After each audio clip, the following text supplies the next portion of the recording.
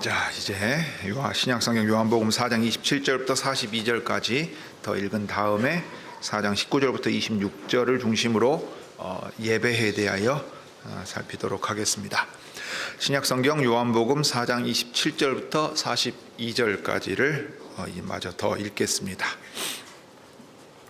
이때 제자들이 돌아와서 예수께서 여자와 말씀하시는 것을 이상히 여겼으나 무엇을 구하시나이까? 어찌하여 저와 말씀하시나이까? 묻는 이가 없더라. 여자가 물동이를 버려두고 동네에 들어가서 사람들에게 이르되 나의 행한 모든 일을 내게 말한 사람을 와 보라. 이는 그리스도가 아니냐 하니 저희가 동네에서 나와 예수께로 오더라. 그 사이에 제자들이 청하여 가로되 랍비여 잡수소서. 가라사대 내게는 너희가 알지 못하는 먹을 양식이 있느니라. 제자들이 서로 말하되 누가 잡수실 것을 갖다 드렸는가 한데 예수께서 이르시되 나의 양식은 나를 보내신 이의 뜻을 행하며 그의 일을 온전히 이루는 이것이니라. 너희가 넉 달이 지나야 추수할 때가 이르겠다 하지 아니하느냐. 내가 너희에게 이르노니 눈을 들어 밭을 보라. 희어져 추수하게 되었도다. 거두는 자가 이미 삭도 받고 영생에 이르는 열매를 모으나니 이는 뿌리는 자와 거두는 자가 함께 즐거워하게 하려 함이니라. 그런즉 한 사람이 심고 다른 사람이 거둔다 하는 말이 옳도다. 내가 너희로 노력지 아니한 것을 거두러 보내었노니 다른 사람들은 노력하였고 너희는 그들의 노력한 것에 참여하였느니라. 여자의 말이 그가 나의 행한 모든 것을 내게 말하였다 증거하므로 그 동네 중에 많은 사마리아인이 예수를 믿는지라.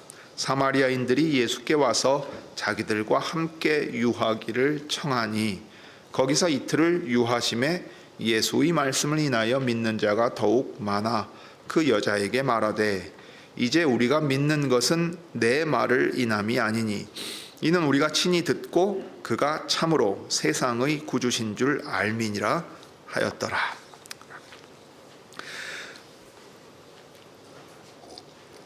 사랑하는 교회 여러분, 우리가 7월 8월에 신앙의 기초도리를 다시금 복습 겸 이제 생각해보고 있습니다. 지난주까지 기도에 대해서 생각을 했는데 오늘은 예배에 대하여 생각해 보려고 합니다. 먼저 기도와 관련해서 이제 연결해서 우리 이제 예배를 생각해 보겠는데 그 점에서 우리가 지난주에 본 창세기 4장 26절 다시금 생각해 볼 수 있겠습니다. 그래서 먼저 하나님께서 창조하시고 또 그리스도 안에서 구원하신 하나님의 백성들의 대표적인 특징을 든다면, 그래서 그것이 다른 사람들과 구별하게 만드는 특징을 꼽는다면 바로 하나님의 이름을 부른다 하는 데 있다는 것을 먼저 생각하겠습니다. 그 다음에 이제 오늘 읽은 요한복음 4장 본문이 보여주는 대로 그리스도께서 가르쳐 주신 참된 예배, 그리고 그리스도께서 우리로 하여금 이제 드릴 수 있게 한 참된 예배가 무엇인가를 요한복음 4장 특별히 19절부터 26절의 본문을 가지고 생각을 하겠습니다. 자, 창세기 4장 26절을 다시 한번 생각해 보시지요. 한번 찾아서 읽어볼까요? 창세기 4장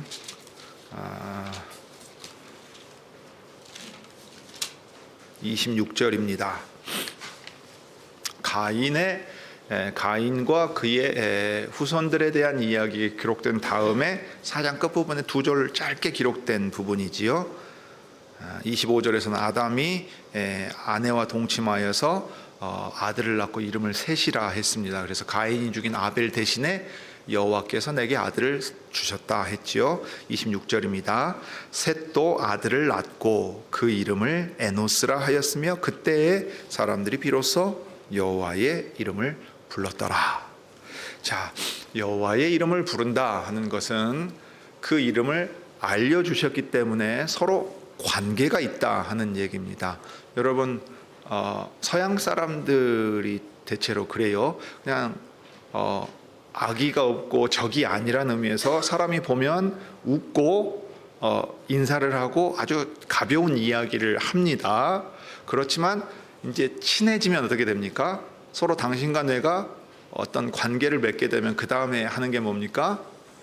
이름을 알려주고 나를 이렇게 부르라고 얘기합니다. 우리로 치면 이런 거죠. 아이고 김 선생님 하다가 그럼 거리를 둔 것 같지 않습니까? 아이고 그냥 저보다 형님이시니까 그냥 저한테 제 이름을 부르십시오.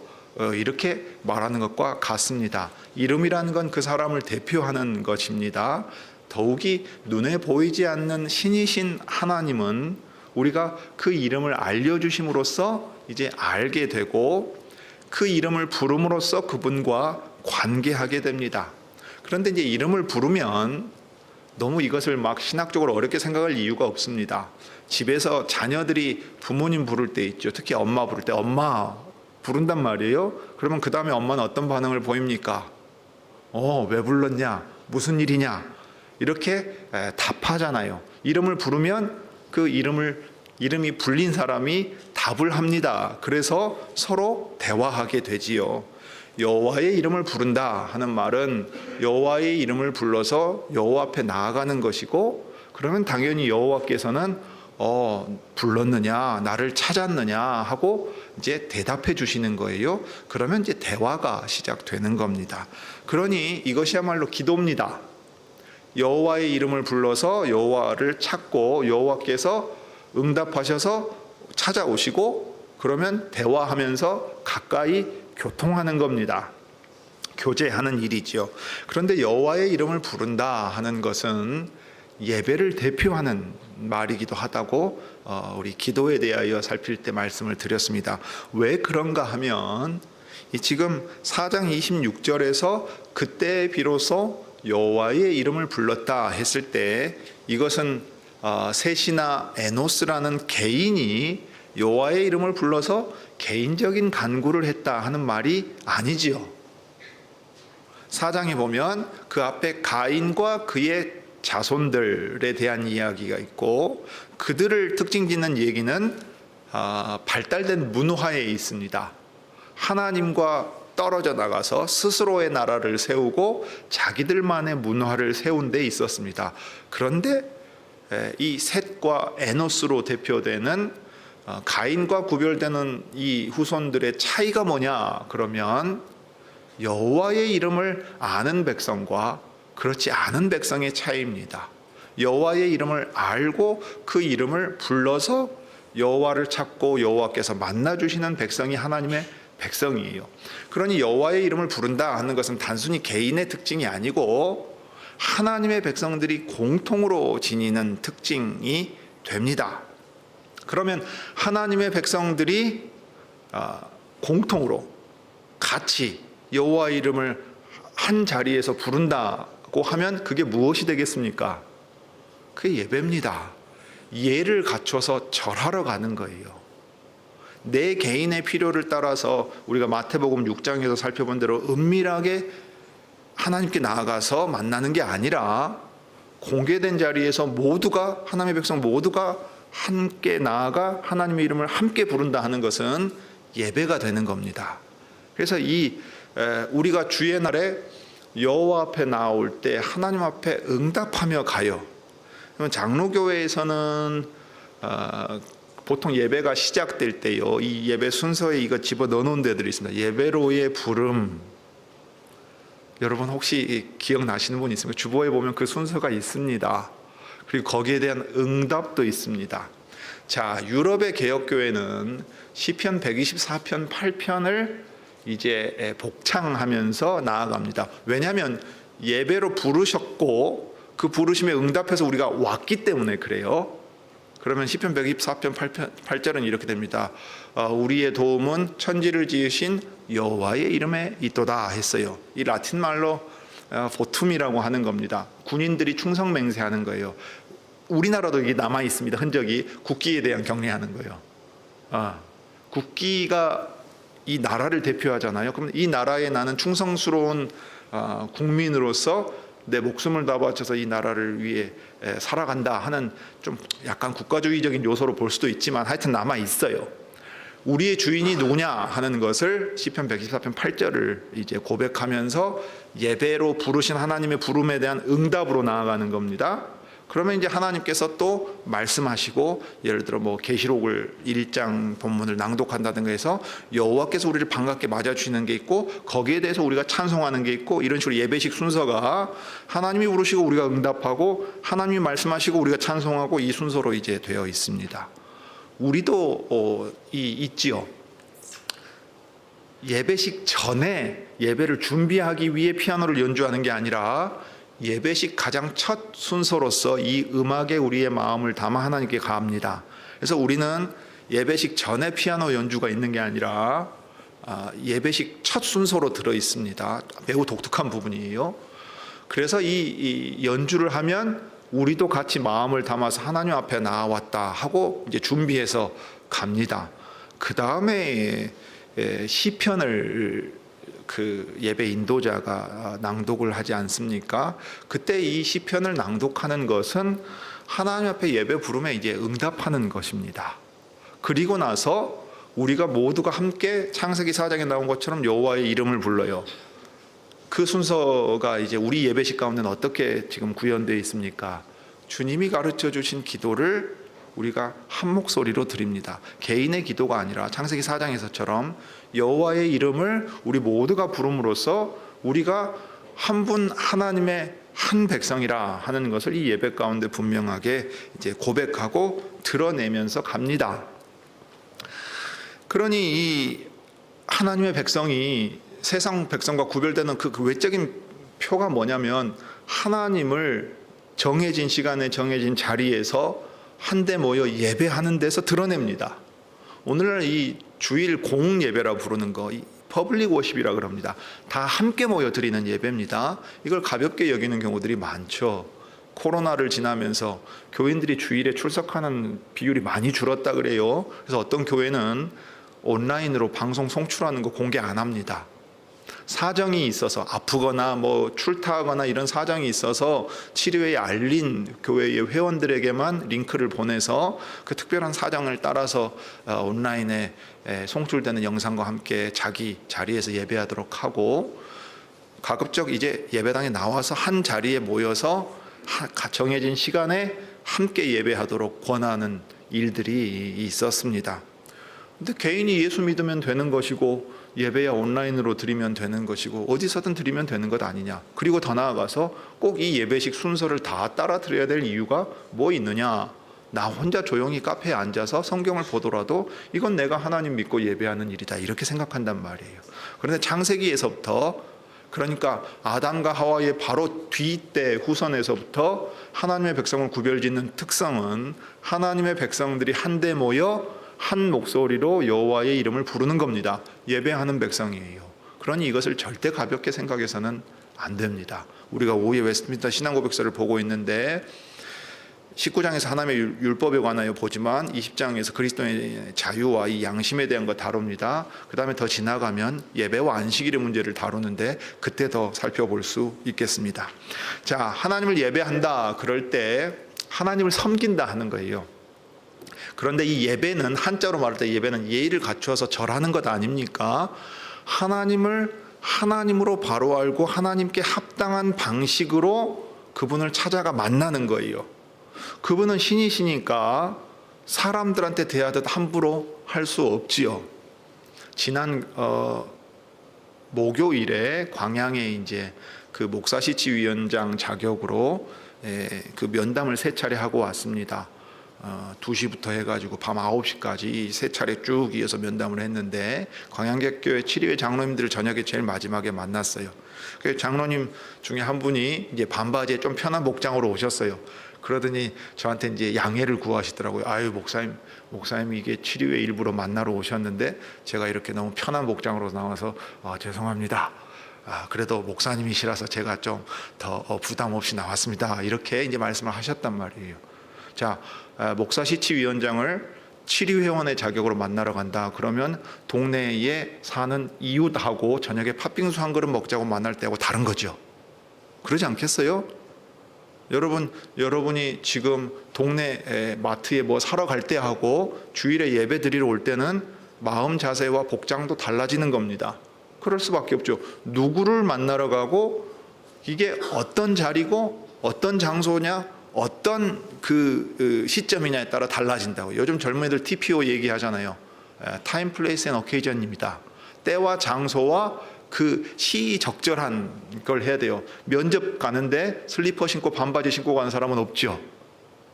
없어요. 물론 해외에서 프로그램 개발자들 만날 때는 편하게 한다 그래요.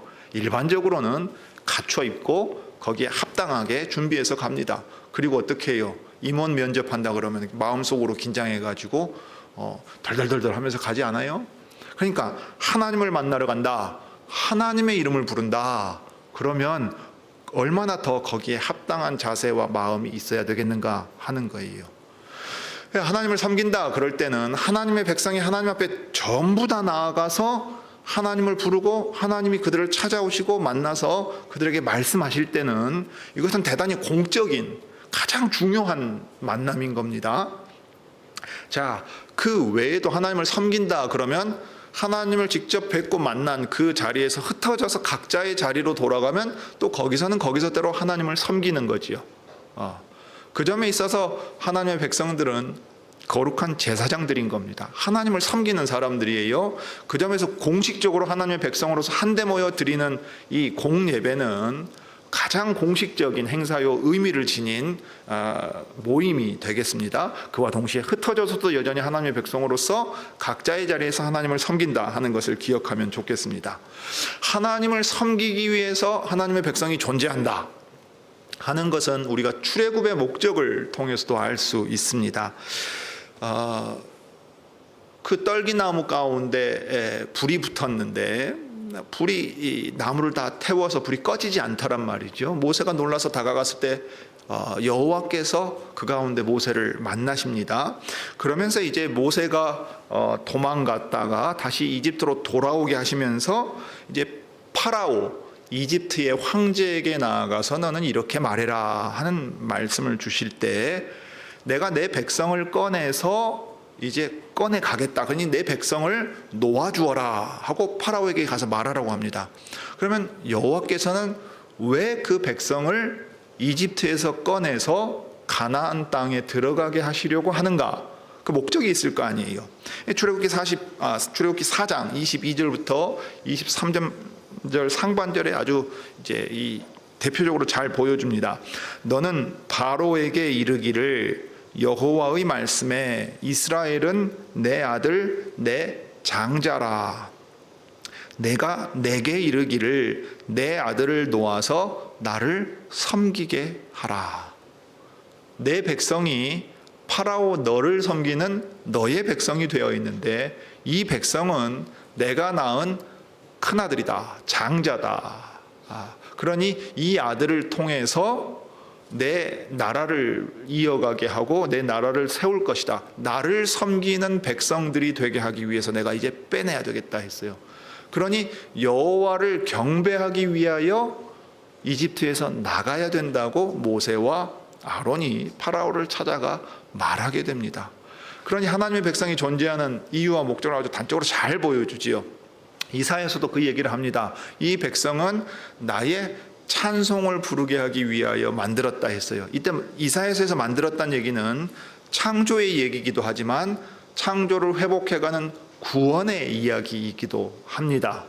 그러니 하나님의 백성은 하나님을 찬송하며 경배함으로써 땅을 다스려가는 거룩한 제사장들이 되게 하신 백성들입니다.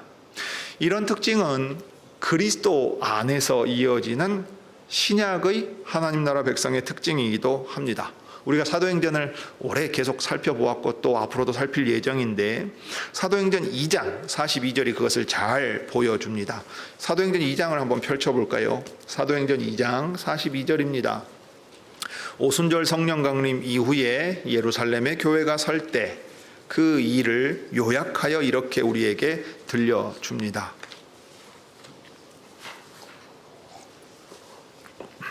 신약성경 사도행전 4장 42절입니다. 2장 42절입니다.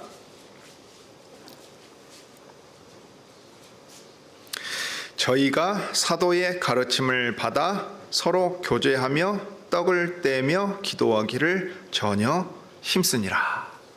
자, 그들이 계속해서 힘썼던 어떤 것이 있습니다. 그렇게 함으로써 성령께서 각 사람 가운데 임하시고 또 그들 가운데 있어서 그들이 하나님의 백성이라 하는 특징을 드러내게 한 것인데요. 사도의 가르침을 받았다 하는데 있습니다. 그리스도께서 분부하신 모든 것을 사도를 통해 들은 겁니다. 그래서 그 가르침이 그들을 하나로 묶고 새로운 백성으로 만들어냈습니다. 서로 교통합니다. 서로 교통합니다. 떡을 뗍니다. 이때 떡을 뗀단 말은 그냥 밥을 같이 먹는다는 얘기가 아니죠. 내가 너희에게 분부한 대로 이 거룩한 예식을 다 지켜 행하라 하신 성찬을 행하는 것입니다. 그 다음에 기도하는데 계속해서 힘을 쏟았습니다. 그렇게 함으로써 그들이 하나님의 백성이라는 특징을 공통되게 보여주었는데 46절에 그 밑에가 이제 더 구체적으로 보여주는데요. 44절 믿는 사람이 다 함께 있었다 했습니다. 다 함께 있었고, 그러니까 다 함께 있음으로써 제자 공동체가 어떤 곳인지가 드러나지 않았겠어요? 하나님의 나라가 제자 공동체, 곧 뒤에 교회라고 불리는 것을 통해서 이제 세상에 드러납니다. 46절 날마다 마음을 같이하여 성전에 모이기를 힘쓰고 집에서 떡을 떼고 하는 얘기가 쭉 기록되어 있습니다. 그러니까 말씀을 받고 성찬을 행하고 기도하는데 힘쓰는 공동체가 되었어요. 이게 예배 공동체의 모습입니다, 여러분. 예배 공동체의 모습이에요. 그러니까 제자 공동체로 불리는 구별된 백성들이 예루살렘에 서게 되는데, 이게 여호와의 이름을 부름으로써 구별되는 백성, 여호와만을 섬기는 백성의 모습으로 지금 존재한다, 이 말입니다. 더욱이 이 마음을 같이 했다 하는 말은 기도의 사도행전에서 계속 쓰는데요. 한 마음, 호모디마돈이라는 말인데 아주 중요하게 사용됩니다. 예수님께서 예수님의 이름으로 기도하라, 내 이름으로 구하라, 그러면 아버지께서 시행해 주신다 하시고 이제 성령님을 보내셨어요. 성령님이 예수님의 뜻을 더 분명히 알려주시니까 우리가 계속해서 예수님의 이름으로 기도하고 주님이 하신 일보다 더 큰 일을 행할 수 있게 하셨습니다. 그러니까 여호와의 이름을 부르고 말씀을 듣고 성찬을 행하여 한 날 한 장소에 모여 있는 사람들이 바로 하나님의 백성이라는 사실을 세상에 증명하며 드러낼 수 있어요. 우리가 그 일을 계속해 가고 있죠. 언제 그렇습니까?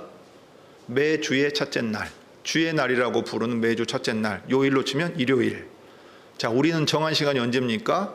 오전 11시에 모여서 삼위 하나님 앞에 나와 하나님의 이름을 부르고 찬송하고 기도하고 말씀을 듣고 다음 주에는 성찬을 행합니다. 본래대로는 매주 성찬을 행하는 것이 맞아요. 자, 그렇게 하고 기도하고 하나님께서 주시는 복을 받고 돌아갑니다. 우리가 하나님을 섬기는 백성이라는 사실을 가장 분명하게 드러내는 때와 장소가 어디냐? 여기 이 예배당에서 주의 날에 이렇게 한데 모여 예배드림으로써 하나님만을 섬기는 백성이라는 사실을 드러내고 또 그 일을 이제 하나님의 복 주심 가운데 각 자리에 돌아가 구체적으로 살아가면서 드러냅니다. 자, 그럴 때 이제 우리가 하나님을 어떻게 예배해야 되느냐, 또 어떻게 이 예배가 가능하게 되었는가 하는 것을 우리 주님이 요한복음에서 잘 가르쳐 주셨습니다.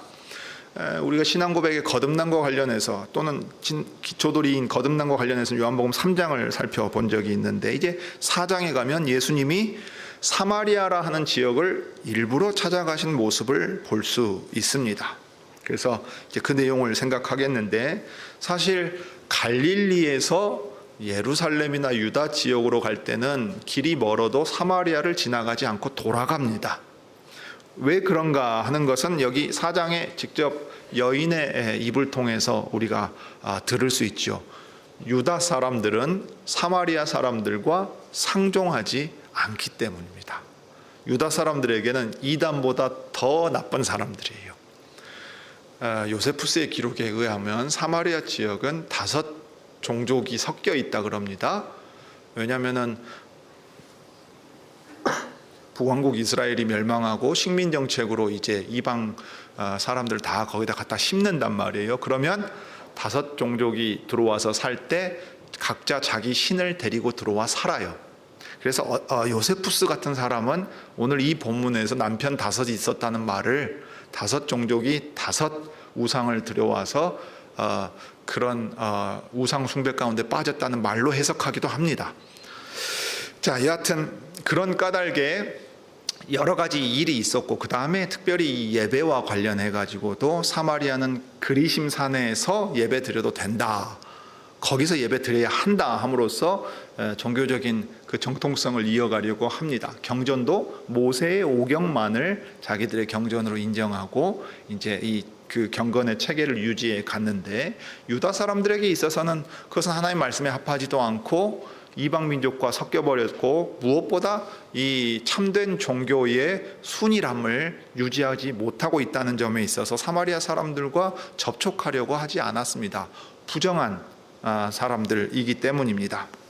자, 그런데 예수님이 그 여인을 찾아 가셨습니다. 목이 말라 물을 달라 하시면서 예수님께서 그 여인과 또 예수님을 영접하는 이들, 주님으로 맞아들이는 이들에게 주실 선물에 대하여 알려주셨습니다.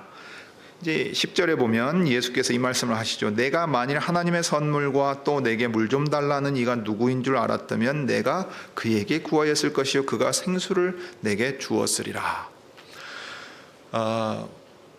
보통 이게 이제 유대 시간으로 해서 6시를 해가 쨍하게 떴을 때로 해석하기도 합니다. 그런데 요한복음의 시간은 로마의 시간을 따른다고 해석할 수 있어요. 왜냐하면 이게 주님이 잡혀 달리시는 것과 또 재판 과정의 시간을 해석할 때 이 다른 복음서와 요한복음의 기록에 좀 차이가 나타나기 때문인데요.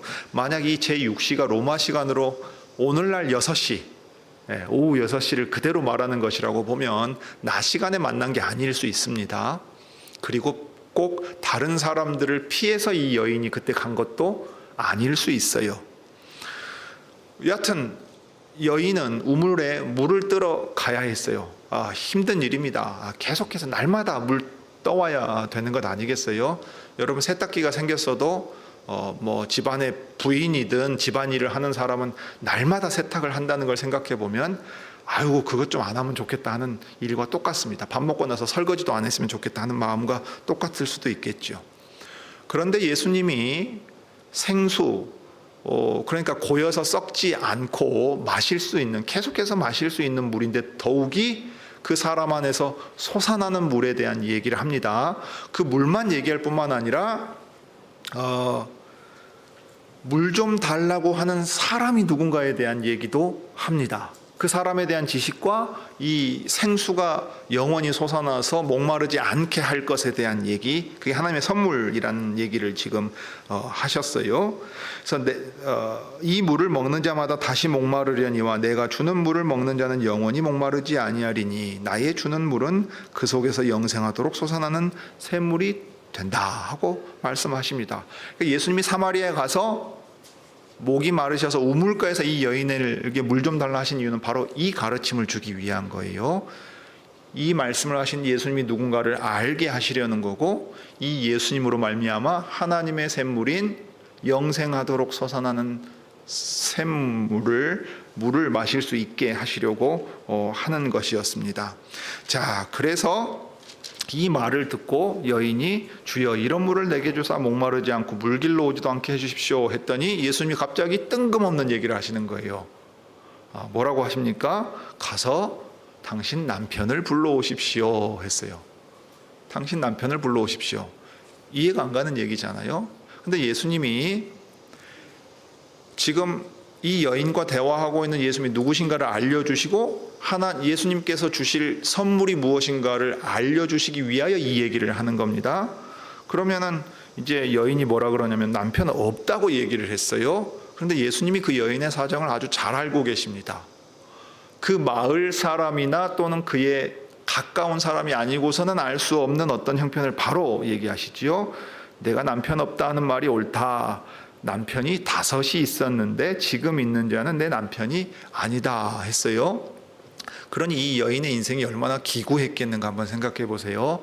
6번째 남자와 살고 있어요. 근데 남편은 아니에요. 자, 5 남편이 있었어요. 근데 이것이 여인의 부정함을 지금 얘기하는 게 아닙니다. 우리로 치면 이렇게 생각해 볼 수 있어요. 열몇 살에 일찍 지금 이제 한 80 넘으신 분들 얘기라고 한번 생각해 보세요.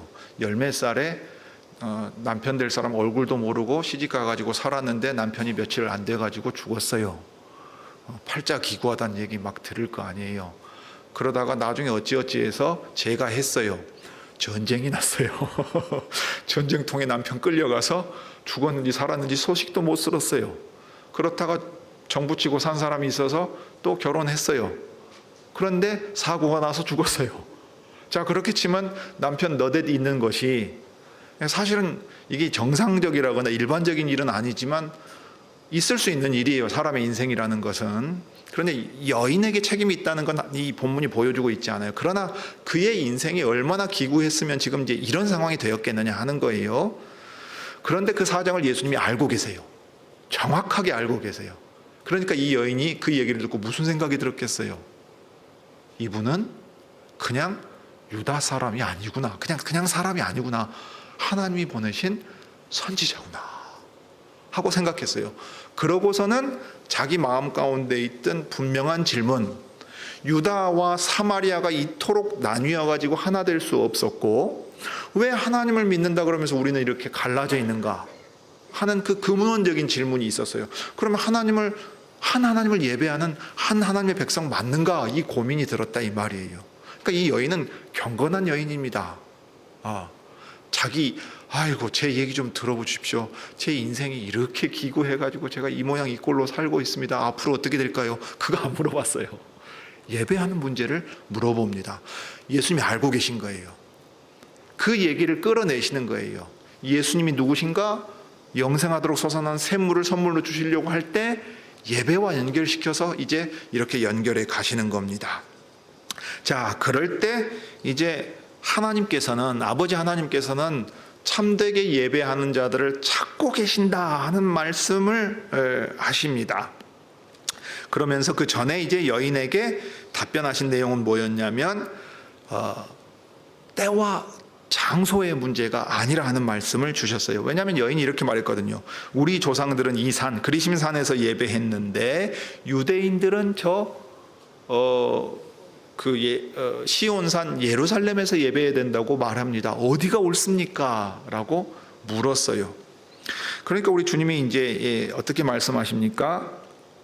내 말을 믿으라. 이 산에서도 말고 예루살렘에서도 말고 너희가 아버지께 예배할 때가 이르리라. 사실 놀라운 얘기입니다. 왜냐하면 그리심산도 아니고 시온산도 아니면 사실 너희가 이 장소의 문제로 나뉘어 있고 하나 되지 못하는 문제가 해결된다는 것을 암시하고 있어요.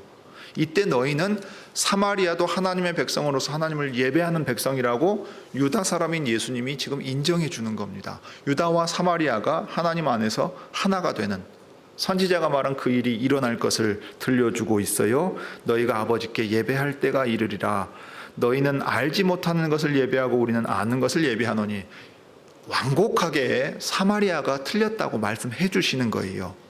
구원이 유대인에게서 나기 때문이라 그랬습니다. 유대인은 바르게 알고 바르게 예배하고 그 안에서 구원할 그리스도가 온다. 그래서 유대인에게서 구원이 나서, 그러면 유대인에게만 구원이 있느냐가 아니죠. 유대인에게서 나와서 사마리아도 구원에 이르고, 이게 사도행전이 보여주는 거예요. 예루살렘과 온 유대와 그 다음에 어디예요?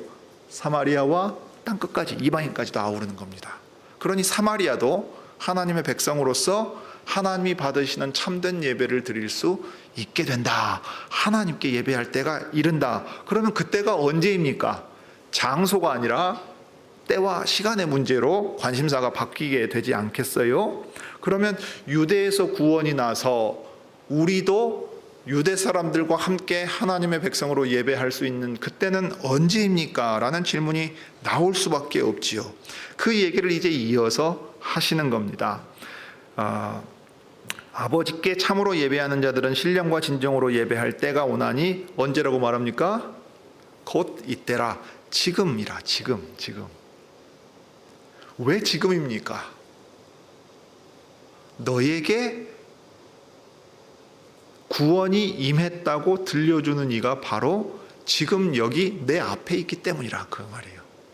바로 예수님 자신이 그 때가 여기 이루어지게 하시고 유대와 사마리아가 하나가 되어서 하나님의 한 백성으로 하나님을 참되게 예배하게 만드신다 하는 얘기를 하십니다.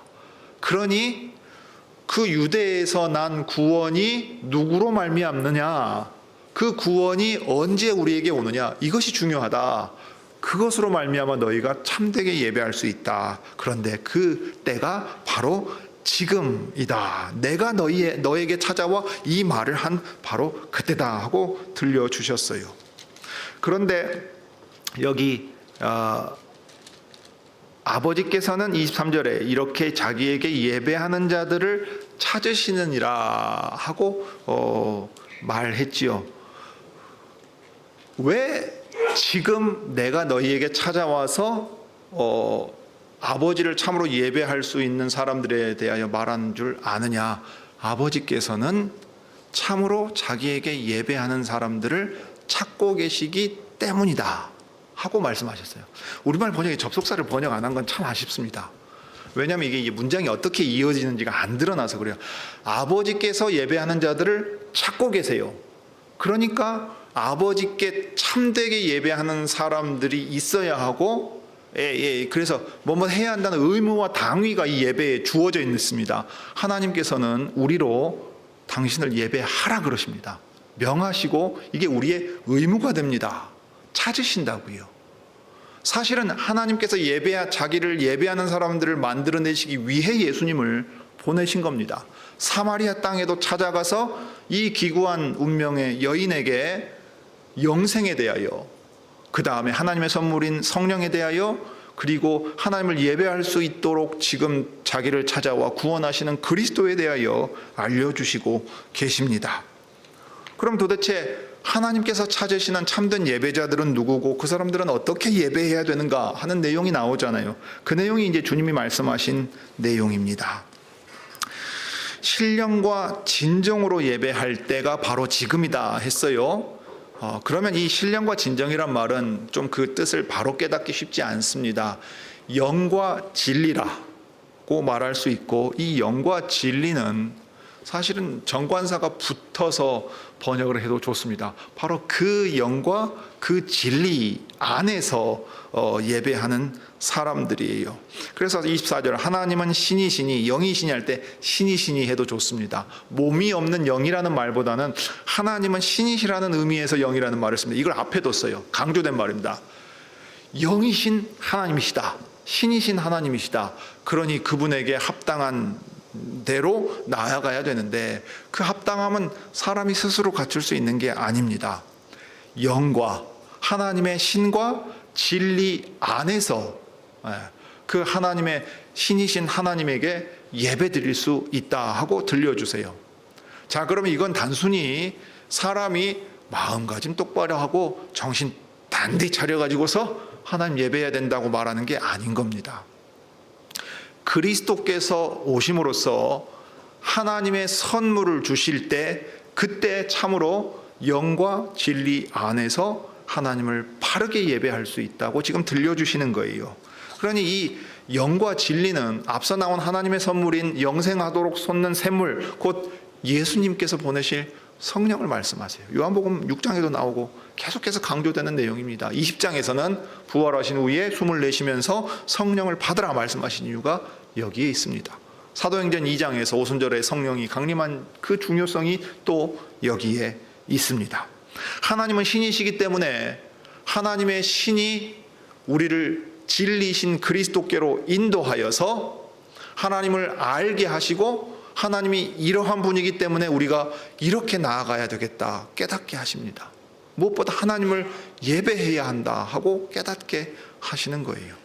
자, 그러니 하나님의 신과 하나님의 신이신 성령과 진리이신 그리스도 안에서 예배를 드린다면 이 예배 드리러 나오는 우리의 모습은 어떠해야 되겠습니까?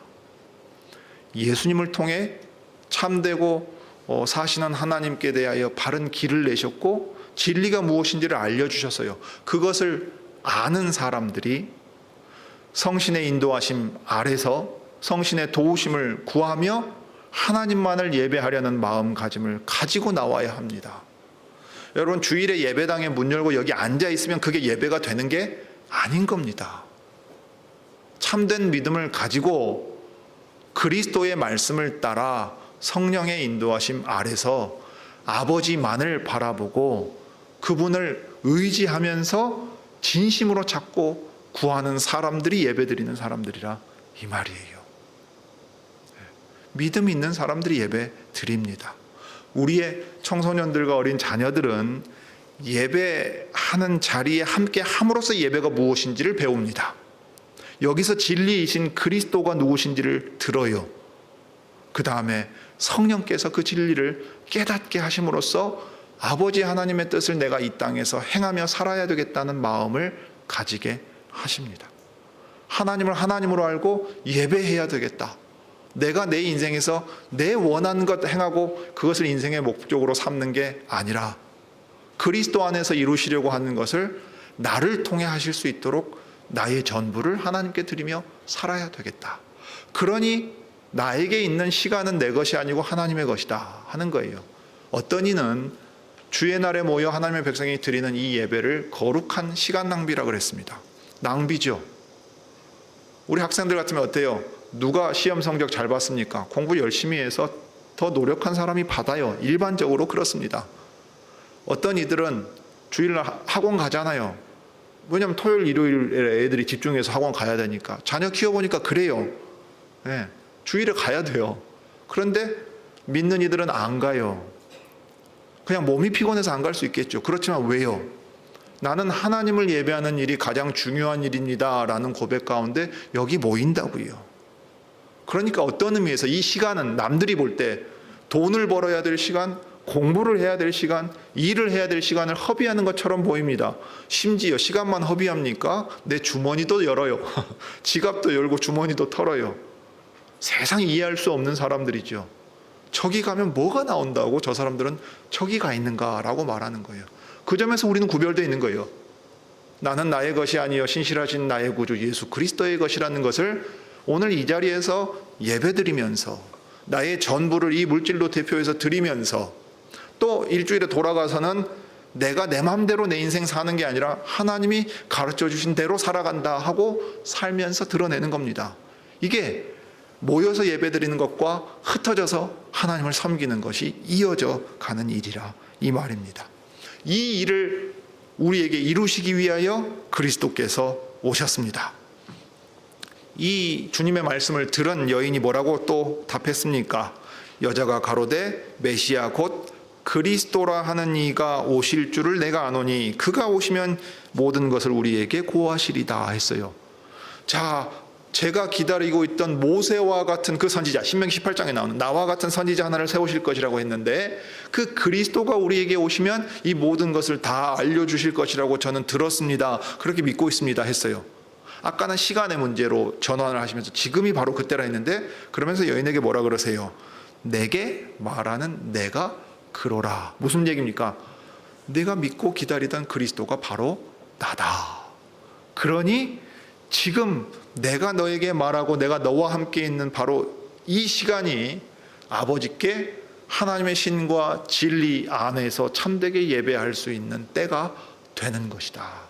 그리스도이신 이 예수님을 하나님의 아들이시요 우리의 구원자요 또 참 진리요 길이요 생명으로 알고 믿는 사람들은 이제 아버지 하나님께 나아가고 하나님의 선물을 받아서 하나님의 신과 진리 안에서 아버지 하나님을 예배하는 하나님의 참 백성이 될 수 있다 하고 우리에게 들려주십니다. 그래서 우리의 예배는 그리스도께서 열어놓으신 새로운 길이에요. 그리스도를 알고 믿지 않는 이들은 하나님을 예배할 수 없습니다. 참되게 예배할 수 없어요. 예배 자리에 참여할 수 있겠죠. 예배가 무엇인지를 볼 수도 있어요. 그러나 그리스도에 대한 참된 믿음의 고백과 그리스도께 연합되어 있지 않고서는 이 예배를 드릴 수 없습니다. 또한 이 예배는 이 그리스도, 진리이신 그리스도를 통해 영생하도록 솟는 샘물을 선물로 주심으로써 아버지 하나님을 섬기게 하신 삼위 하나님을 경배하는 예배입니다. 여러분, 기존의 장로교에서 신앙생활 하신 분들은 좀 아실 거예요. 삼위일체가 어려운 교리로만 이해됐을 겁니다. 교회 역사에서 논쟁 가운데 교회 공의회를 통해서 기독론이라든가 삼위일체에 대한 논쟁을 확장했다, 이런 정도로 생각해요. 그런데 정작 삼위 하나님을 믿고 경배한다는 것이 잘 와닿지 않습니다. 찬송 가운데, 예배식 가운데 잘 안 나타난다고요. 근데 우리가 믿고 섬기는 하나님이 여호와 하나님이라 할 때, 이 여호와 하나님이 아버지와 아들과 성령의 이름으로 세례를 주고 연합하라 했으면, 이 여호와께서 구약의 언약의 주로 나타내신 하나님이 새 언약의 주 아버지와 아들 성신 삼위 하나님이라는 것을 그리스도를 보내심으로써 분명히 계시하셨잖아요. 그러면 우리는 하나님을 예배한다 그럴 때 삼위 하나님을 예배하는 겁니다. 그리스도 중심적으로, 그리스도로 말미암아 삼위 하나님을 예배하는 예배가 된다, 이 말이에요. 그러니 우리가 거룩 하나님의 이 거룩하심을 찬송할 때에도 이사야서 6장을 가져와서 찬송합니다. 아버지와 아들과 성신 모두, 하나님의 신 모두 거룩하시다고 찬송합니다. 성삼위 찬송을 한다고요. 기도할 때도 아버지께 하되 예수님의 이름으로 하고 성신의 도우심 가운데서 합니다. 복을 선언할 때도 어떻게 합니까? 아버지와 아들과 성신의 이름으로 복을 선언합니다. 구약의 제사장적인 복을 선언할 때도 삼중적인 복을 선언합니다.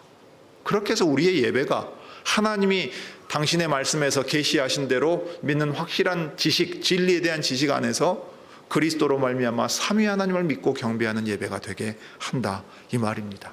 삼위 하나님을 믿는 일이 어려운 일이 아닙니다. 하나님이 하신 일을 그 위격의 구분대로 또 한 분 하나님으로서 하신 것을 찬송하는 것이고, 각 위격의 하나님을 거룩하다 찬송하는 것이고, 특별히 그리스도께서는 사람이 되셔서 우리의 구원을 위해 무엇을 하셨고 우리를 위해 무엇을 이루셨는가를 바로 알고 감사하며 찬송하는 이 일이 삼위 하나님을 믿고 경배하는 일입니다. 예수님의 이름으로 아버지께 기도하되 성령님의 도우심 가운데서 한다. 이것이야말로 기도도 삼위일체적이요, 우리의 삶도 삼위 하나님을 믿고 따라가는 삶이라는 것을 드러내는 일이 되겠습니다. 그러므로 여러분, 주의 날에 살아계시는 삼위 하나님 앞에 나아올 때 우리가 어떤 모습으로 나아오고, 또 지금 예배당에 앉아서 예배 드릴 때 어떻게 하나님을 예배하고 있는가를 잘 돌아보실 수 있기를 바랍니다. 그래야 삼위 하나님이 복 주시고 보내신 세상 속에서도 이 예배를, 하나님을 섬기는 일을 계속해서 이어갈 수 있기를 바랍니다. 기도하겠습니다.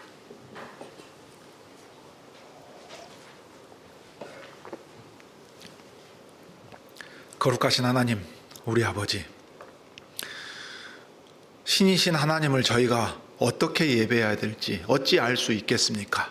그러나 하나님께서는 하나님의 백성들을 불러 모으시고 나 외에 다른 신들을 내게 있게 하지 말라 하시면서 새기거나 부어 만든 우상을 만들지 말고 온 마음과 뜻과 힘을 다하여 나를 사랑하고 섬기라 말씀하셨습니다. 하나님을 섬기는 백성들의 구별됨을 저희가 주께서 부활하신 날, 그리스도께서 부활하신 날에 정한 시간에 정한 장소에 모여 하나님의 백성들 모두가 여호와의 이름을 부르고 하나님을 찬송하고 또 하나님의 말씀을 듣고 하나님의 복주심 가운데서 흩어짐으로써 드러냅니다. 그러므로 주님, 저희가 주일에 모여 예배하는 이 일에 온 마음을 드리게 하시고 아버지께 합당한 예배를 드릴 수 있는 참된 예배자들로서 이 자리에 나오게 하옵소서. 또한 이 예배가 오늘 이곳 이 자리에서 그치는 것이 아니라 하나님의 복주심 가운데 흩어져 각자의 자리에 돌아갔을 때에도 우리 각 사람이 하나님만을 섬기는 백성이요 그리스도의 제자요 그리스도와 연합한 자들로서 세상과 다른 구별된 거룩하고 정결한 삶을 살아갈 수 있게 주님이 힘주시고 또 그러한 삶으로 인도해 주시기를 구합니다. 주 예수님의 이름으로 기도드립니다.